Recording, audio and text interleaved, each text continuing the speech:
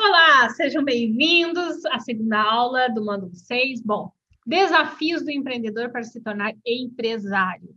Então, como a gente falou, né, lá no módulo 1 do curso, lá no começo da nossa conversa, o empresário é o empreendedor que deu certo. Ou seja, é aquela pessoa que transformou todas as suas habilidades em algo realmente rentável, né? Porque a maioria não se transforma. A maioria não passa por essa transformação de empreendedor para empresário. Por quê? Porque são muitos desafios e ele não se planeja, ele não se prepara. Como a gente falou na primeira aula, as motivações dele estão completamente desalinhadas com os objetivos que ele quer alcançar. E às vezes nem todo mundo está disposto a fazer, a assumir novos hábitos, a reduzir expectativas, a assumir compromissos, enfim, né? Não estão dispostos a assumir essa vida, esse estilo de vida do empresário. Então, vamos lá. Qual é o primeiro grande desafio de todo o empresário brasileiro? E aí, não sei se o resto do mundo passa por isso, acredito que passa também, mas vamos falar dos brasileiros. Gestão financeira. Gente, ninguém sabe gestão financeira.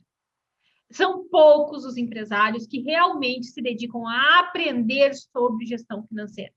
Eles exigem da contabilidade aquela necessidade que eles têm de acompanhar números, enfim, de receber as guias para pagar impostos e tal, mas gestão financeira não tem, né? É a habilidade que falta tanto para os empresários, tanto para as empresas, quanto para as pessoas físicas. Por quê? Porque as empresas são comandadas por pessoas físicas. Então, se a pessoa física não sabe, ela não vai saber para a empresa também, né?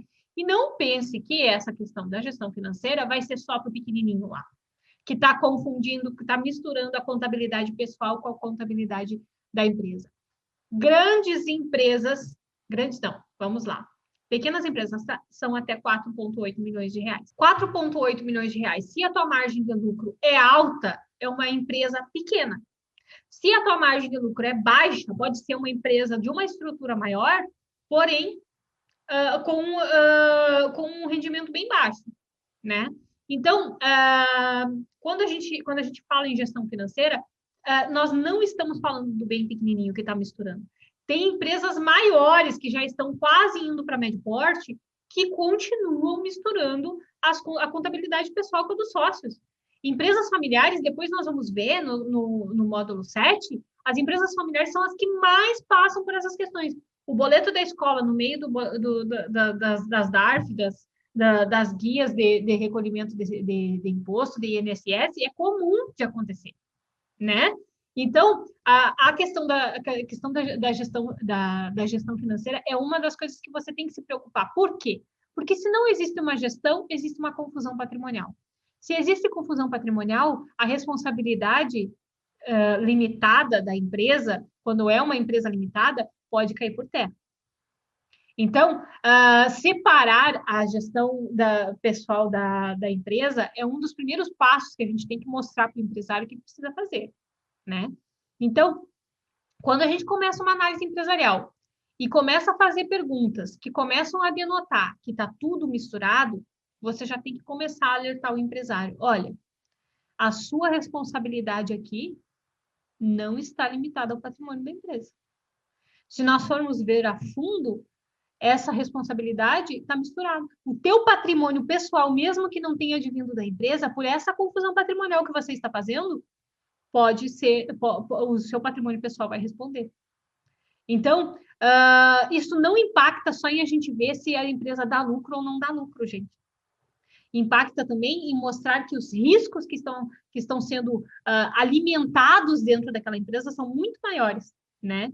E aí, quando a gente fala, né, quando a gente percebe, né, que existe uma inabilidade financeira dentro daquela empresa, nós precisamos apontar esses riscos graves para convencer o empresário a resolver aquelas questões, né?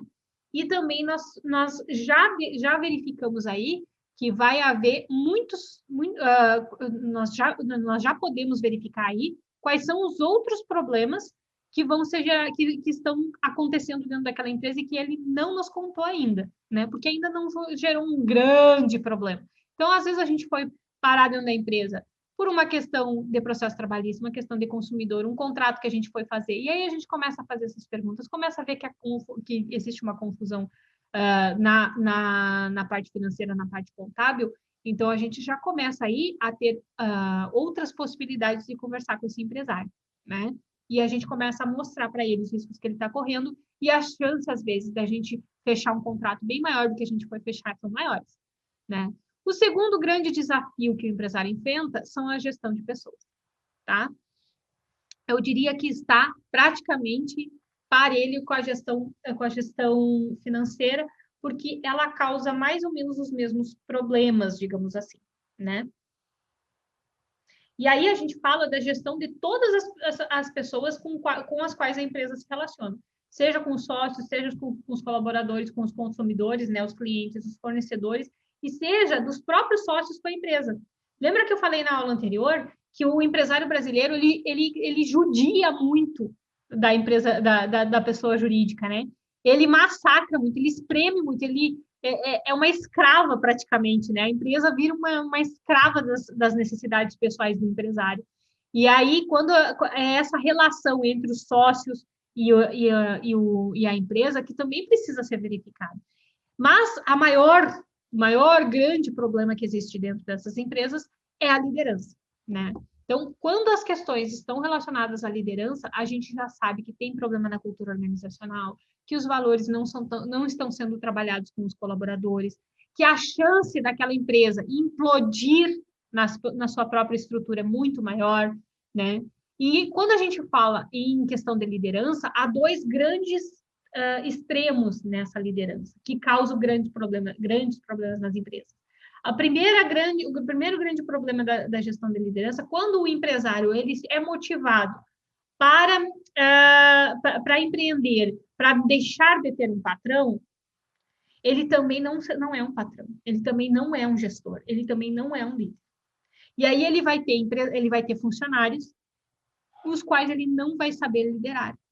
E aí ele vai largar a empresa na mão desses funcionários que não estão habilitados, capacitados, treinados, que não têm uma cultura organizacional para seguir. E essa empresa, ela vai andar assim, ó, à deriva no mar, né? Para o lado que a onda levar, a empresa vai. Ela não tem foco, ela não tem objetivo, ela não tem um objetivo a longo prazo, ela não tem um planejamento a longo prazo. Por quê? Porque o empresário ele não lidera, ele não comanda, ele não dá perspectiva para a empresa, ele não dá direcionamento, tá? E também vai acontecer daquele empresário que é extremamente centralizador, que é o oposto disso. Ou seja, nada na empresa acontece se não passar por ele. Então, você percebe que tanto um ponto quanto o outro, um extremo quanto o outro, ele vai gerar problema na organização dessa empresa. Então, a questão de documentação vai estar com problema. A questão de satisfação dos funcionários, de satisfação dos clientes, ele não se preocupa com isso. Tanto um extremo quanto o outro. E vai ter ainda uma outra questão relacionada à liderança, tá? Principalmente empresários que assumem o seu papel de gestores, de líderes, enfim, né? Que assumem um papel único dentro da empresa, que é a solidão empresarial. Gente, assim, ó, parece bobagem a gente falar nisso, parece um assunto que não está relacionado com a assessoria jurídica, mas muitos empresários passam por um isolamento emocional na gestão da empresa. Passam por um isolamento de troca de ideias, de iniciativas, enfim, eles estão sozinhos naquela posição. E aí, lembra quando a gente falou lá, da motivação do funcionário que não quer ter mais patrão e vai empreender e dá errado porque ele não tem uma visão empreendedora. É justamente aí a ligação. Olha, todo mundo que cerca esse empresário, ele está nessa condição, muitas vezes, de não ter uma visão empreendedora sobre o negócio. Que se forem apresentados os números de faturamento da empresa para essas pessoas, elas vão dizer assim, nossa, mas você paga muito pouco pelo meu trabalho. Meu salário é muito baixo. Mas, na verdade, a gestão daquela empresa ela tem uma margem de lucro muito baixa. Ela tem um alto custo, ela paga muito imposto, ela tem o custo do insumo é muito alto. Então, ela vai ter um fluxo de dinheiro dentro da conta, para ser bem em português bem simples, mas ela não tem uma margem para trabalhar melhores salários ou maior lucratividade. O negócio lhe requer aquela estrutura. Aí, se ele for expor, se o empresário for expor aquilo ali para os funcionários, para trocar ideias, para os funcionários terem um entendimento todo, ele não vai ser compreendido. Então, ele vai se isolando, porque ele não pode ter esse nível de conversa com as pessoas com quem ele convive. E esses funcionários vão se isolando, vão se isolando. E quando a gente se depara com empresários, né, com empreendedores, com sócios, nesse nível de isolamento, nós temos que parar e entendê-los, né, nos colocarmos como parceiros dele, né, criar um relacionamento de parceria, de troca de ideias. Então, aí nós vamos começar a conhecer mais a empresa, né? E se nós não nos interessamos por todos os assuntos que correm dentro de uma empresa, além dos jurídicos, nós não vamos ser esse parceiro de negócio, nós não vamos poder construir esse relacionamento, tirar esse empresário desse isolamento para trocar ideias, oxigenar as ideias dele, né, para ele ter outras e para a empresa crescer. Isso também faz parte do nosso trabalho muitas vezes. Eu me coloco na posição, né, de empresária também com os meus clientes, demonstrar para eles, olha, pode conversar sobre esses assuntos comigo. Eu entendo que tu pode estar faturando R$1 milhão e estar barganhando honorários comigo. Eu sei o quanto isso o quanto os meus honorários vão impactar dentro da tua empresa. E aí ele vai começar a ver mais valor no trabalho. Porque daí você vai aliar esse nível de conversa, esse nível de relacionamento com o cliente, com uma facilitação burocrática das questões. Entende que o advogado ele vem agregar valor nesse sentido. Olha, eu sei que você está isolado, eu sei que você não tem com quem conversar, eu sei que você está precisando, né, trocar ideias, eu sei que você está precisando falar. E eu estou aqui disponível para ouvir, e muito mais que isso. Eu estou aqui à tua disposição para resolver toda a burocracia que está te incomodando e você realmente poder pensar no que você precisa pensar, que é numa nova estrutura, numa nova forma de entregar, numa inovação dentro da empresa, enfim.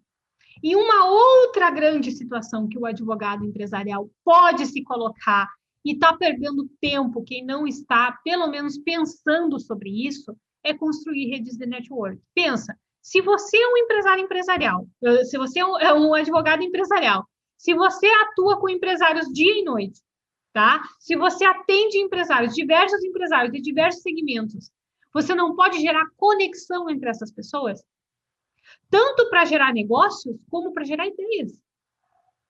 Construir rede de networks ou participar de rede de networks. Imagina, você criar uma rede de network.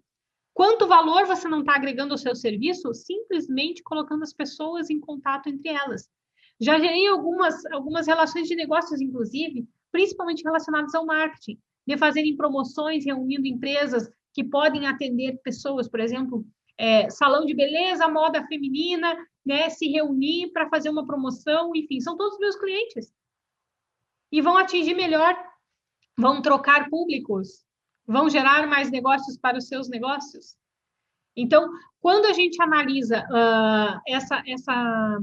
essa questão da gestão de pessoas dentro das empresas, se preocupa com a liderança que essas pessoas estão exercendo, se preocupa com a relação que essas pessoas, que esses gestores, que esses sócios estão construindo, né? Se preocupa com o próprio isolamento deles, se preocupa em conectar essas pessoas de uma forma mais fácil, de uma forma mais simples, mais segura, mais transparente, levar transparência para a relação entre os sócios, levar a organização para a relação entre os funcionários, né? Participar dessa gestão da melhor forma que nós podemos participar, nós estamos agregando valor aos nossos serviços. Então, nós podemos entrar numa empresa para fazer o regulamento interno, mas nós vamos conversar e nós vamos participar da relação entre essas pessoas, né? E nós vamos nos preocupar muito mais do que com o direito que nós estamos aplicando naquele regulamento, mas também nós nos preocuparmos se aquilo ali vai gerar resultado para a empresa, vai melhorar o ambiente organizacional daquela empresa, tá? Então, quando nós falamos de gestão de pessoas, nós precisamos entender que esses gestores, eles têm esse nível de problema, tá? E aí nós entramos no terceiro lugar, que segundo uma pesquisa, seria o terceiro ou até o último lugar que o empresário entende como um desafio, que é a burocracia relacionado a questões jurídicas e regulamentações. Vocês entendem que quando nós falamos em desafios empresariais, em desafios dos empresários, e nós perguntamos para esses empresários, pedimos para eles listar quais são os maiores desafios deles, a burocracia e o jurídico, ele não é uma preocupação, a grande preocupação deles. Nós temos que ter essa consciência de que o advogado está oferecendo um serviço para uma pessoa que coloca outras questões de dentro da empresa deles como mais importantes do que o nosso serviço. Então, nós temos que entender quais são as grandes preocupações deles, ou seja, gestão financeira e gestão de pessoas vem antes de nós, né? Nós entendermos essas preocupações e mostrarmos para eles que nós podemos resolver essas preocupações que eles colocam como mais importantes que a assessoria jurídica. Entenderam o raciocínio dessa questão? Então, quando nós nos preocupamos com coisas, com situações, com organizações da empresa que vêm antes de nós para o empresário, nós nos colocamos nessas posições também. Então, a burocracia é uma das coisas com que eles menos se preocupam. Antes disso, vem a questão financeira, antes disso, vem a gestão de pessoas, antes disso, até vem o marketing e a necessidade de inovação. Tá? Então, quando nós vamos analisar a empresa, nós temos que ter consciência, olha, nós não somos as coisas mais importantes para o empresário, apesar de o nosso serviço resolver essas outras mais importantes para ele, que eles consideram mais importantes, né? Porque a crença dos empreendedores é que eles podem fazer praticamente tudo dentro da empresa sem precisar pagar um advogado, porque eles entendem que pagar um advogado é custo, não é investimento, tá? Então, advogado só serve para resolver problemas, ou seja, é um custo que eu vou ter para resolver uma coisa que já me deu prejuízo. É essa a crença latente, a maior crença dos empresários em relação ao advogado. É um custo que eu vou ter para resolver um problema que já me deu prejuízo. Então, é um custo dobrado. Eu vou pagar alguém para ir lá para resolver uma coisa que eu já tive que pagar um monte, que eu vou ter que pagar ainda. Por exemplo, eu vou pagar um advogado para me defender num processo trabalhista que eu vou ter que pagar uma sentença. Entende? Que é só custo, custo, custo, prejuízo, prejuízo, prejuízo, problema, problema, problema. Então, quando nós passamos dessa posição de prejuízo, de custo, para a posição de investimento, é que nós recebemos aí uma nova visão, é que o empresário passa a ter uma visão. E para isso nós precisamos entender que a nossa atividade, ela não é vista como uma das maiores preocupações do empresário. Mas a burocracia é, sim, algo desafiador para o empresário, tá? Só que ele entende que ele tem que ir lá resolver essa burocracia. Então, qual é a burocracia extrajudicial que nós podemos resolver, tirar das costas dele de uma forma mais rápida que ele? Porque não adianta a gente assumir a assessoria para ir dizer para ele o que ele tem que fazer, que ele já sabia que ele tinha que fazer, e a gente não fazer de uma forma mais rápida. Então, quando nós passamos a fazer a burocracia que ele estava patinando para resolver de uma forma mais rápida, é que nós passamos a serviços de uma outra forma. Quantas empresas elas entendem que elas conseguem dar conta? Porque o advogado simplesmente chega lá e diz assim, não, você tem que fazer isso, isso e isso, mas eu não faço. Você tem que ir na prefeitura, você tem que ir na vigilância sanitária, você tem que ir lá nos bombeiros, você tem que resolver tudo isso aqui, mas eu não faço nada disso, é você que tem que fazer. Ou seja, alguém para mandar, a lei já manda, né? Alguém para dizer o que tem que fazer, o contador já fala. Então, você realmente vai tornar essas atividades mais fáceis ou você vai simplesmente dar ordens? Tá? Então, quando o desafio aqui é a burocracia, ou o advogado se coloca como um facilitador dessa burocracia, né? Pode ser até que seja algo que o empresário tenha que ir lá fazer, mas você vai já dizer qual é o setor, com quem ele tem que falar, já prepara a documentação, ele já leva tudo pronto e não vai voltar. Tá? Porque o que gera até uma imagem ruim da burocracia é essa, né? Que fica voltando os documentos. Eu encaminho um alvará e volta porque não tem isso. Eu encaminho... O advogado ele tem que chegar e tem que estar com o checklist pronto. tem que estar com tudo certo. Ó, é tudo isso aqui. Se você não se faltar uma dessas coisas ou tiver desatualizado, essa documentação vai voltar. Aí você coloca para o empresário. Então, isso agrega valor, né? Você vai estar economizando tempo para ele, tá? E outro grande desafio do empresário é a necessidade em inovar, tá? Isso é um diferencial competitivo de qualquer empresa, a inovação, tá? Com regularidade.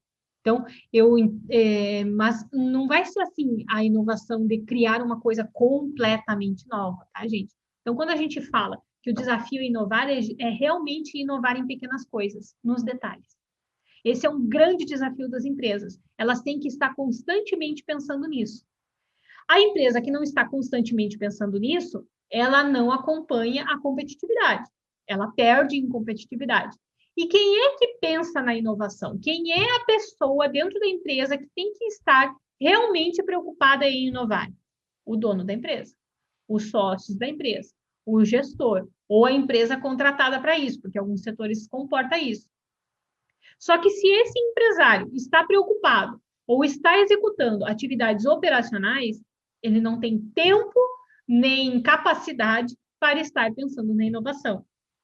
Então, o nosso grande diferencial aqui que nós podemos entregar para o nosso cliente é mostrar para ele qual é o lugar dele dentro da empresa, que não é operacionalizando, não é operando, é justamente delegando essas funções operacionais, organizando e planejando, criando rotinas, documentações, formalizações, para que essas empresas, para que esses funcionários executem aquilo que está determinado e o empresário executar o que ele precisa executar, que é pensar na inovação da empresa.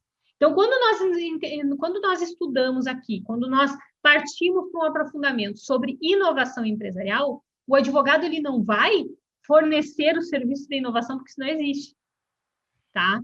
O que nós temos é que mostrar para o empresário que é ele que tem que inovar. Ele é que tem que estar focado, ele que tem que ter o seu período, o seu momento ocioso lá para ter ideias. Ele que tem que estar fazendo cursos, ele que tem que estar participando de grupos de network, ele que tem que estar conversando com clientes, né? Entendendo as pesquisas de mercado, analisando essas pesquisas, fazendo alguns apontamentos. Ele é que tem que estar focado nisso. O que acontece em algumas empresas? Inverte.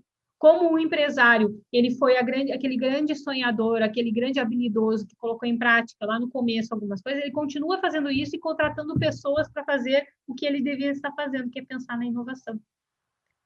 Então, esse é um grande desafio e que nós, quando percebemos isso dentro da minha empresa e apontamos, olha, Antônio, você está participando da operação, bacana, vejo que você tem muita habilidade para isso, mas eu acho que você tem que treinar seus funcionários para executar esses serviços. Por quê? Porque os teus concorrentes, eles estão buscando inovar em algumas coisas e a tua empresa não está pensando nisso. E é você que tem que trazer essa inovação para a empresa. Então, você tem que assumir o seu papel de visionário da empresa, né? E tem que delegar as funções. Só que essas funções, elas só podem ser delegadas com a qualidade que você quer se você instituir rotinas muito bem específicas, procedimentos muito bem específicos, tá? Eu até participei recentemente de um estudo sobre vendas, tá? Promovido pela Geração de Valor, do Flávio Augusto. Então, são empresários que estavam falando sobre vendas. E eles falaram muito nessa questão de processos internos, de estabelecer procedimentos, de definir absolutamente tudo dentro da empresa estar escrito. Como atende o telefone, como que atende o cliente, se o cliente der determinada resposta, qual é o próximo passo, se não der certo aquele passo, qual seria a alternativa, até que ponto o vendedor tem que insistir com aquele cliente, quando que aquele cliente não aceitou fazer o negócio, não comprou, ele passa para um outro nível de ficar recebendo informações por meio de uma rede social, enfim, né? Então, tudo dentro da empresa, inclusive o exemplo que foi dado ali foi do Flávio Augusto, uma empresa bilionária, né, que vale aí alguns bilhões de dólares, né, é avaliada, que é o WhatsApp, é avaliada em bilhões de reais, em bilhões de reais, tá? Por quê? Porque tudo dentro do WhatsApp tem procedimento escrito, determinado, e o profissional que entra para trabalhar ali, ele é treinado para executar daquela forma, porque aquela forma foi estudada dentro da empresa e é a melhor forma de se colocar em prática. É aqui, estatisticamente, dá mais resultado para a empresa. Então, você pega uma estrutura menor, em que os procedimentos, eles são muito mais fáceis de ser observados, e escreve tudo, coloca tudo no papel. Então, se eu vou assessorar uma empresa que não tem um procedimento definido e eu disser, olha, se você criar esse procedimento, eu vou ajudar você a estabelecer todos os procedimentos internos por meio de regulamentos, por meio de todos os documentos necessários, que não precisam ser no juridiquês, pode ser numa linguagem mais simples, numa apresentação mais fácil, ser apresentada a todos os seus funcionários, eles vão executar dessa forma, vão ser autofiscalizados dessa forma, e você vai ser desincumbido de estar aí na frente, operacionalizando isso, para inovar na empresa, porque você precisa inovar, você vai perder diferencial competitivo daqui para frente. Então, tudo isso precisa ser considerado dentro da assessoria jurídica, gente. O advogado precisa estar com olhos atentos para esses aspectos também, tá? E o próximo grande desafio do empresário, e é o último, acho que eu trato aqui, né, é o marketing, tá? O desafio do marketing e das vendas. Então, como eu disse aqui, a WhatsApp, ela cria um procedimento muito rigoroso para as vendas.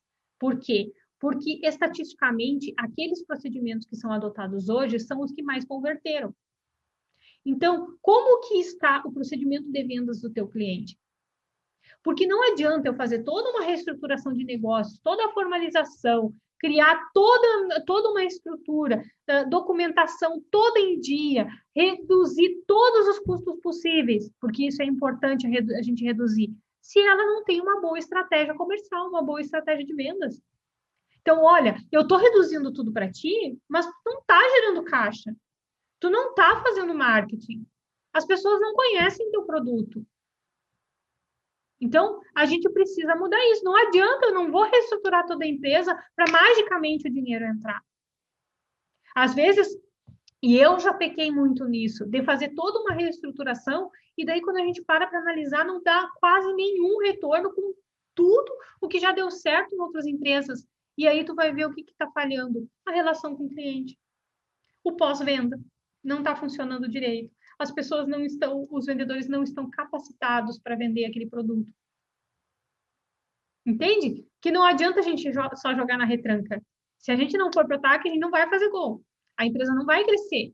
E aí, nesse aspecto do marketing e das vendas, né, a gente tem que parar e analisar o seguinte. Lá no módulo 2, na aula 1 e 2, a gente falou sobre a orientação da empresa. Então, por exemplo, o advogado não está tendo retorno do seu marketing. Por quê? Porque ele está fazendo uma propaganda, ele está fazendo uma divulgação, explicando a grande complexidade do seu serviço.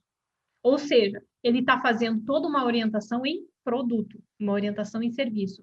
Aprimorando o produto sem se preocupar com o cliente, se aquele cliente realmente precisa daquilo ou se aquele cliente realmente tem compreensão sobre os benefícios do seu serviço. Então, quando a gente pega uma empresa e a gente verifica que ela está orientada em produto, ou orientada exclusivamente em venda, sem se preocupar com o cliente final, com o marketing da empresa, se ela realmente está entregando o valor que ela está se propondo a entregar, se o cliente dela ainda continua precisando daquele produto ou serviço, daquela forma, né? A gente começa a perceber qual é a falha que está tendo aí. Olha, você está se preocupando, seu produto é maravilhoso, já tinha muito cliente com essa questão, ele se preocupava tanto em melhorar o produto, mas ele não se preocupava em se relacionar com o cliente. Então, não gerava conexão, ele tinha o melhor produto para ser vendido, mas ele não conectava com o cliente. Ele não estava nem aberto no horário certo que ele deveria estar aberto para conectar com aquele cliente. Então, quando eu comecei a chamar atenção para ele, olha, tá, mas é isso que o teu cliente quer? É isso que ele precisa? É isso que ele está procurando? É nesse horário que ele está procurando? É com essa entrega que ele está procurando? O que está dando errado aqui dentro? Tem que ter alguma coisa errada. A gente já resolveu todos os problemas, já reestruturou, já fez regulamento interno, já conversou, já fez formação, mas não está conectando, gente. E aí, quando foram ver, mudaram o horário de funcionamento da empresa e duplicou o faturamento no primeiro mês. Entende? Então, se nós não nos preocuparmos, né, com essa questão do marketing, da estratégia comercial, de como que, até do horário de funcionamento da empresa, a gente pode fazer toda a assessoria jurídica que tiver no mundo, mas não vai conectar. Tá? Então, mas o maior desafio, o grande desafio que os micro e pequenos empreendedores enfrentam hoje no Brasil é o imediatismo. É a busca por um rendimento imediato, seja por necessidade, seja por ganância, né? Seja por expectativas mal construídas. É o grande desafio. Mas eu vou tratar disso na próxima aula, uma aula à parte aqui, que eu vou falar só sobre o imediatismo no empreendedorismo. Então, até a próxima aula.